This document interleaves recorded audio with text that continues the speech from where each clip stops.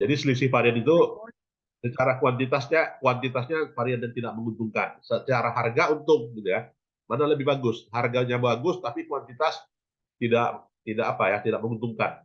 Nah, jadi dan 4,9 ini didapatkan dari 1029 dibagi 210 ya. Jadi 4,90. Dan untuk menentukan varian material gitu ya, itu kita rumuskan marginal propensity varian ya, MPV. Jadi MPV itu adalah EQ dikurang AP dikurang SP ya. Jadi 210 kilo ya dikurangi dengan harga bahan mentahnya 4,9 dikurangi harganya 5 ya. Jadi negatif 10 ya dikalikan ya sebesar 21. Dan material kuantitasnya di sini ada yang SQ ya sebesar 200 ya. Jadi di situ ini varian apa ya, varian material ya, material price dan juga material quantity ya. Nah, ini ada contoh soal ya, bagaimana perhitungan ya, kita menghitung dari 190 kilo triplek gitu ya. Itu menggunakan 2000 perkas ya, artinya bahan bakunya 2000 perkas. Kira-kira eh, kuantitas kuantitas variannya menguntungkan atau tidak gitu kan. Jadi di situ kita bisa menghitung adalah standar ya dikalikan cost ya. Jadi di situ didapatkan adalah 50 ya. Artinya Bapak Ibu ini varian yang menguntungkan ya. Kemudian standar cost ya, ini menggunakan beberapa model dalam perhitungannya di mana disebut dengan bermula dari direct material. Jadi sebuah contoh ya bagaimana Hansen ini menghitung standar biaya bahan mentah ya, 1 pon ya per DP harganya 4 gitu ya. Bulan lalu dia memproduksi 1.400 pon ya material yang dibeli dengan menggunakan 1.000 dripes ya. Jadi material cost-nya 6,630. Nah, jadi hitunglah harga aktual ya. Jadi harga aktualnya dihitung sebagai berikut ya. Jadi 630 ya dikali dibagi dengan 1.700 LPS ya. Oke.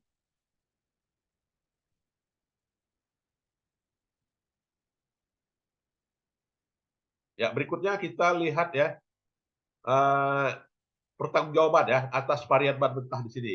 Jadi seorang manajer ini dia tidak bertanggung jawab ya terhadap material yang tidak menguntungkan tersebut ya, di mana disebabkan oleh masalah pembelian ya. Pembeliannya terlalu murah ya, atau juga terlalu murah di mana menyebabkan terjadinya varian.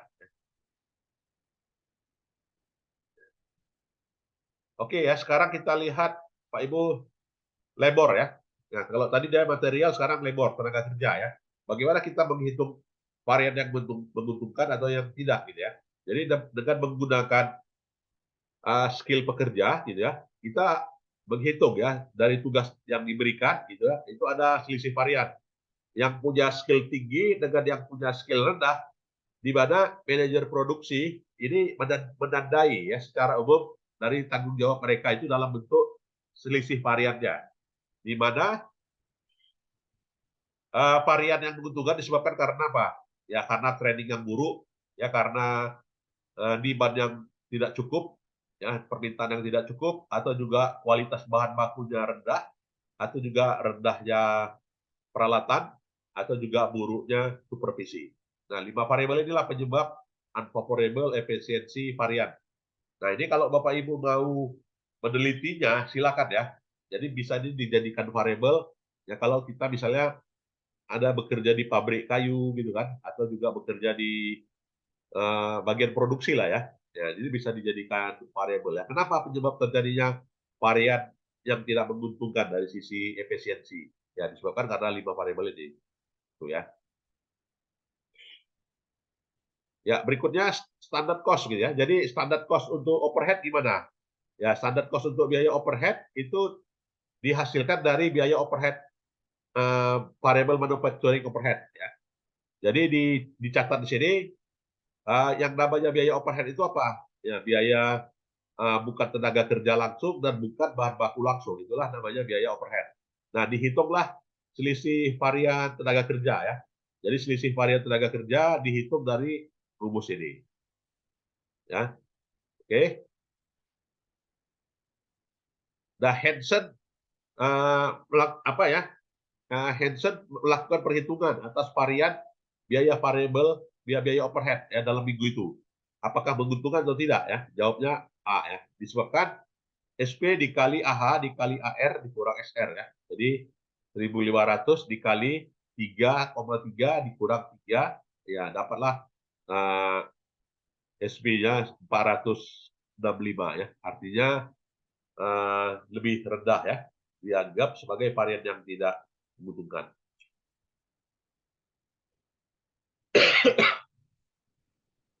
Ya, berikutnya kita melihat ya apa saja kelebihan dan keuntungan dari apa ini ya standar cost ini. Jadi keuntungannya bisa mereduksi biaya produksi. Nah, jadi kalau kita ingin menekan biaya produksi, maka analisa varian dilakukan. Oke. Kemudian juga adanya manajemen exception. Ya, manajemen exception di sini adalah seorang manajer itu mengetahui variannya untuk diinvestigasi dari mana besarnya varian itu dalam bentuk dolar dan juga secara persentase di inilah langkah awal untuk menginvestigasinya gitu ya. Kemudian hal-hal yang menguntungkan standar cost apalagi ya kita mendapatkan informasi yang baik ya terkait dengan proses perencanaan dalam pengambilan keputusan ya dan juga improvisasi masalah biaya pengendalian biaya dan kinerja evaluasi gitu ya. Sedangkan ketidakunggulannya apa? Ya ini moral moral orang bisa turun. Ya. Kemudian juga masalah standar biayanya tidak tepat waktu. Ya. Kemudian juga insentif berdasarkan pada nilai persediaan. Ya. Kemudian varian yang menguntungkan bisa saja salah hitung. Ya. Kemudian juga keberlangsungan improvisasi hal yang penting ya dari terkait dengan masalah standar ini. Ya dan juga standar pembuktian ya bahwasanya termasuk merupakan suatu hal yang objektif yang penting gitu ya. Nah, bagaimana yang dikatakan dengan balance scorecard? Nah, balance scorecard ini diperkenalkan oleh Norton and Kaplan ya. Jadi indikator kinerja ya. Jadi indikator kinerja yang diukur dengan 4 perspektif ya. Nah, perspektif apa? Perspektif keuangan, perspektif proses bisnis internal, proses pelanggan ya, kemudian proses pertumbuhan. Jadi diukurlah kinerja gitu ya. Jadi kinerja itu apabila finansial meningkat maka disebabkan karena apa? Pelanggan meningkat. Pertumbuhan ya karena apa? Ya karena pelanggan meningkat ya, jika laba meningkat atau juga proses bisnis internal sedang berlangsung ya. Jadi di sini manajer menyatakan strategi ya untuk memahami hal itu. Nah, jadi yang namanya balance scorecard di sini yang dilakukan stepnya apa? Yang pertama adalah how do we look the orders gitu ya. Jadi bagaimana kita memandang dari sisi kepemilikan, kemudian juga bagaimana keberlangsungan pertumbuhan, ya bagaimana penanganan atas pelanggan, ya bagaimana juga proses bisnis internal yang kita kalkulasikan. Nah, itu perspektif namanya perspektif balance scorecard ya.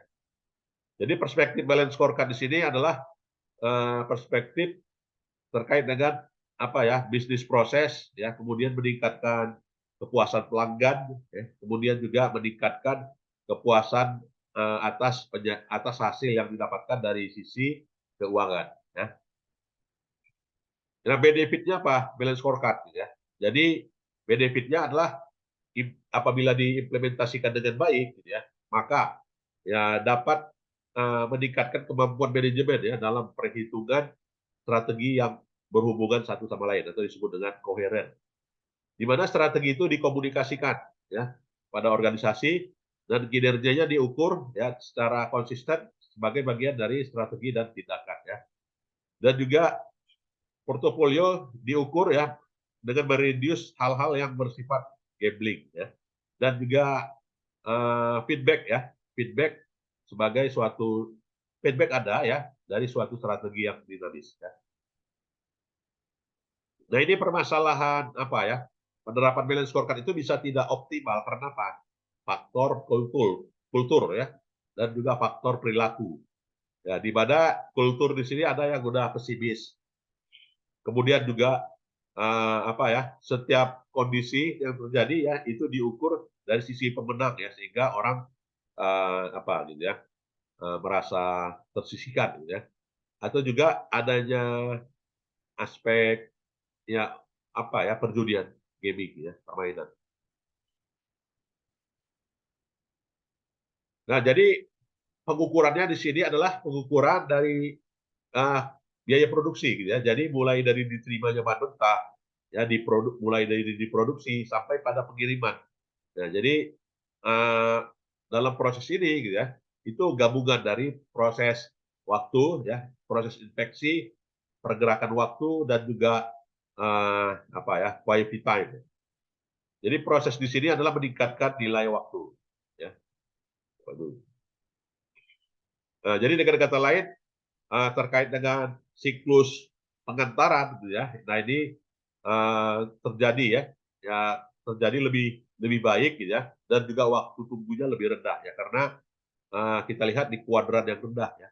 Sedangkan proses time, inspection time, dan mock time, dan juga quickie time ini lebih lebih besar ya, sehingga melahirkan throughput time. Nah, jadi proses time kita hitung. Ya, bagaimana mengukur balance scorecard? Ya, proses time kita hitung. Nah, efisiensi kinerja manufacturing dari nilai tambah dibagi dengan manufacturing cycle time, gitu ya. Nah, ini dihitung ya. Sebuah tim TQM Norton Corporation itu mencatat beberapa biaya produksi rata-rata ya.